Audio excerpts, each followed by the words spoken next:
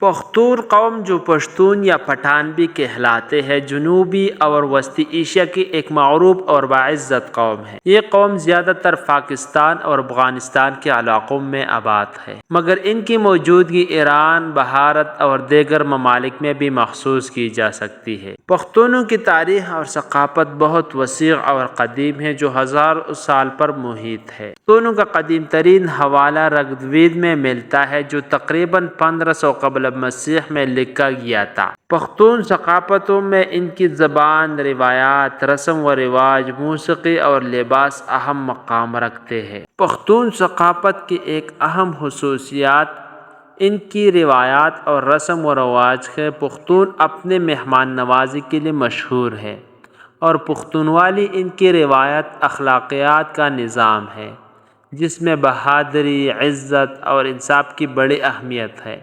جرگہ جو کہ روایتی قبائلی کونسل ہے، پختون معاشرت میں تنازعات کے حل کے لیے ایک اہم ادارہ ہے۔ پختون لباس بھی ان کی ثقافت کی شناخت ہے۔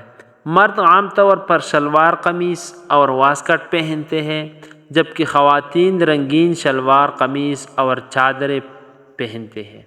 مختلف علاقوں میں لباس کی رنگ اور ڈیزائن میں کچھ فرق ہوتا ہے مگر مجموعی طور پر یہ لباس سادگی اور روایتی خوبصورتی کا حامل ہے۔ پختون قوم کی اکثریت مسلمان ہے اور اسلام ان کی زندگی کا ایک اہم حصہ ہے۔